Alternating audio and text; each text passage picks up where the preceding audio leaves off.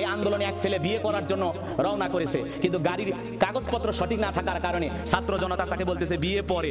এই বিয়ের পোশাক পরা অবস্থায় তাকে 30 মিনিট ট্রাফিকের কাজ করায় নিয়েছে। নেট দুনিয়ায় ছবিটা ভাইরাল হয়েছে, সবাই দেখতেছে আরে বিয়ের পোশাক পইরা ট্রাফিকের দায়িত্ব পালন করতেছে এই ছেলেটাকে, এর পিছনে কারণ কি? সবাই এগুলো নিয়ে আলোচনা সমালোচনা করতেছে, অনেকে অনেকভাবে এইগুলো নিয়ে কথা বলতেছে।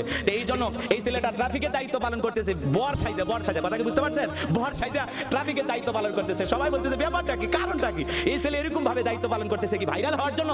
পরিশেষে বোঝা গেল যে প্রাইভেট কারে চড়ে যাইতেছে, তার কাগজপত্র সঠিকভাবে দেখাইতে পারে নাই, এই জন্য শাস্তি স্বরূপ এই বরকে দিয়ে 30 মিনিট ট্রাফিকের দায়িত্বের কাজ করে নেওয়া হয়েছে। ট্রাফিক হিসেবে সে দায়িত্ব পালন করেছে। এই জন্য বাংলাদেশের অনেক ভাই বোনেরা ট্রাফিকের দায়িত্ব পালন করতেছেন। বিশেষ করে আমরা বলবো যে সমস্ত বোনেরা ট্রাফিকের দায়িত্ব পালন করতেছেন, ছাত্র জনতা আমার বোনদেরকে আমরা অনুরোধের ভাষায় বলবো আপনারা আপাতত ঘরে ফিরে যান। আমার আল্লাহ রাব্বুল আলামিন বলেন ইয়াউমা তুকাল্লাবু ওয়ুজুহুহুম ফিন্নার। আমার আল্লাহ রাব্বুল আলামিন বলেন যেদিন তাদের মুখমণ্ডলগুলোকে জাহান্নামের আগুন দিয়ে পুড়িয়ে ওলটপালট করে ফেলা হবে। ইয়াউমা তুকাল্লাবু ওয়ুজুহুহুম ফিন্নার, সেদিন জাহান্নামের আগুন দিয়ে মানুষের চেহারাগুলোকে পুড়িয়ে ওলটপালট করে ফেলা হবে। কাদের চেহারাগুলো জাহান্নামের আগুনে পোড়া হবে? জাহান্নামের আগুন বড় কঠিন জায়গা, জাহান্নাম সুখের জায়গা না, এটা হলো যন্ত্রণার কারখানা। আল্লাহ রাব্বুল আলামিন বলেন ইয়াউমা তুকাল্লাবু ওয়ুজুহুহুম ফিন্নার, সেদিন জাহান্নামের আগুন দিয়ে মানুষের চেহারাগুলোকে ওলটপালট করে পুড়িয়ে ফেলা হবে। এই জাহান্নামের আগুনে কাদেরকে পোড়ানো হবে? কাদের চেহারাগুলোকে পুড়িয়ে আগুন দিয়ে ঝলসে দেওয়া হবে, ওলটপালট করে পুড়িয়ে ফেলা হবে। সেদিন তারা জাহান্নামের আগুনে পুড়বেন আর জ্বলবেন আর চিৎকার মেরে বলবেন ইয়াকুলুনা ইয়া লাইতানা আতা'না আল্লাহ ওয়া আতা'নার রাসূলা। সেদিন তারা বলবেন হায় আফসোস, আমরা যদি দুনিয়াতে আল্লাহকে মানতাম, রাসূলকে মানতাম, তাহলে আমাদেরকে এইভাবে জাহান্নামের আগুনে জ্বলা লাগতো না। এই দুনিয়ার জমিনে এক শ্রেণীর মানুষ যারা আল্লাহকে মানতো না, রাসূলকে মানতো না, তাদেরকে জাহান্নামের আগুনে যখন জাহান্নামের আগুন দিয়ে পুড়িয়ে ওলটপালট করে ফেলা হবে। জাহান্নামের আগুন বড় কঠিন জায়গা, জাহান্নাম সুখের জায়গা না, এটা হলো যন্ত্রণার কারখানা। দুনিয়ার আগুনের চাইতে জাহান্নামের আগুনের পাওয়ার হলো 70 গুণ বেশি। জাহান্নাম সুখের জায়গা না, জাহান্নাম হলো যন্ত্রণার ঠিকানা। জাহান্নামের ভয়ঙ্কর আগুন সহ্য করার মতো শক্তি আপনার আমার নাই। এই জন্য জাহান্নামের আগুন থেকে আল্লাহ তাআলার কাছে প্রার্থনা করে দোয়া করতে হবে, রব্বানা আসরিফান্না আযাবা জাহান্নাম ইন্না আযাবাহা কানা গরামা। হে আমাদের রব, ওই কঠিন ভয়ঙ্কর জাহান্নামের আগুন থেকে আমাদের মুক্তি দাও। ওই জাহান্নামের আযাব আর সহ্য করার মতো শক্তি আমাদের নাই। ওই জাহান্নামের আগুন বড় কঠিন, বড় ভয়ঙ্কর আগুন। জাহান্নামের আগুন থেকে আল্লাহ তাআলার কাছে প্রার্থনা করতে হবে। জাহান্নামের আগুন সহ্য করার মতো শক্তি আপনার আমার নাই।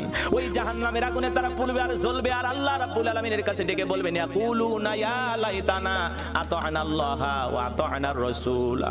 হায় আফসোস, আমরা যদি দুনিয়াতে আল্লাহকে মানতাম, রাসূলকে মানতাম, আল্লাহর বিধানকে মানতাম, রাসূলের রেখে যাওয়া আদর্শ মানতাম, তাহলে আমাদেরকে এইভাবে জাহান্নামের আগুনে জ্বলা লাগতো না, এইভাবে জাহান্নামের আগুনে পোড়া লাগতো না। কারা তাদেরকে জাহান্নামে নিয়ে গেল?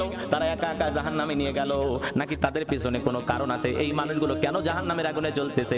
কারা তাদেরকে মিসগাইড করলো, ভুল পথে পরিচালিত করলো? সেদিন তারা জাহান্নামের আগুনে জ্বলবেন, পুড়বেন আর আফসোস করে বলবেন এই দুনিয়ার জমিনের 2 শ্রেণীর মানুষ তাদেরকে জাহান্নামে নিয়ে গেছেন। সেই কথা আল্লাহ রাব্বুল আলামিন পরের আয়াতে জানায়া দিলেন। সেদিন তারা বলবেন ওয়াকালু রাব্বানা ইন্না আতা'না সাদাতানা ওয়া কুবারা'ানা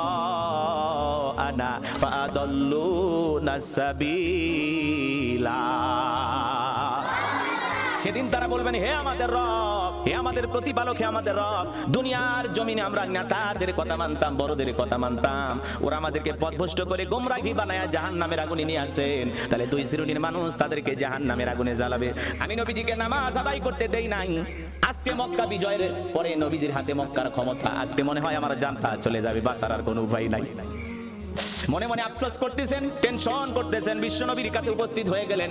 নবীজি তখন বললেন ও ওসমান ইবনে তালহা, মক্কার কাফেররা খানায় খাবার চাবির দায়িত্ব তোমার কাছে দিয়েছিল, মক্কা বিজয়ের পরেও খানায় খাবার চাবির দায়িত্ব আমি তোমাকে দিলাম। সুবহানাল্লাহ। নবীজি কেমন মহামানব ছিলেন!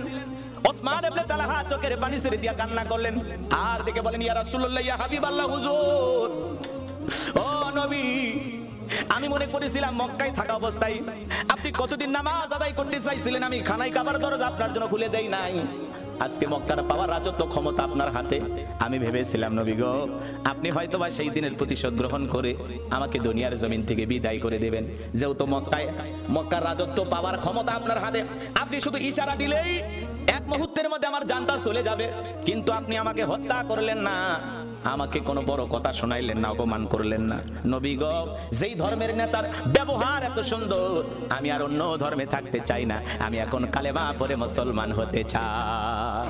নবীজির উত্তম আখলাক দেখে, নবীজির ব্যবহার দেখে তারা কালেমা পড়ে মুসলমান হইতো, বলুন সুবহানাল্লাহ। এই জন্য আমাদের ব্যবহার সুন্দর হওয়ার দরকার আছে না নাই? এই জন্য উত্তম ব্যবহার, বিশ্ব নবীর উত্তম আখলাক দেখে, নবীজির চরিত্র দেখে, নবীজির ব্যবহার দেখে মানুষ দলে দলে কালেমা পড়ে মুসলমান হয়েছেন। আজকে পৃথিবীতে আমরা মানুষকে ক্ষমা করতে ভালোবাসি না, আমরা প্রতিশোধ গ্রহণ করার চেষ্টা করি। মনে রাখবেন, ক্ষমার মধ্যেই হলো সবচাইতে বড় গুণ, বলেন আল্লাহু আকবার। আপনারা বিবি হারুনের নাম শুনেছেন, কি ভয়ঙ্কর নির্যাতন করতেন, মানুষকে ধরে নিয়ে যায়, কোনো অপরাধ নাই, কোনো অপরাধ নাই, বিবি হারুন মানুষকে নিয়ে যান, নির্যাতন করতেন। নির্যাতনের ভয়াবহ দৃশ্যের কথা মানুষ এসে এখন আলোচনা করে বলতেছেন। বিবি হারুন সাহেব ধরে নিয়ে যায়, এমন নির্যাতন করতো, সেই লোমহর্ষকর বর্ণনা মানুষ এসে দিতেছে। বিবি হারুন সাহেব নিয়ে যান, আসিফ মাহতাবকে নিয়ে যান, ব্র্যাক বিশ্ববিদ্যালয়ের একজন শিক্ষক প্রফেসর,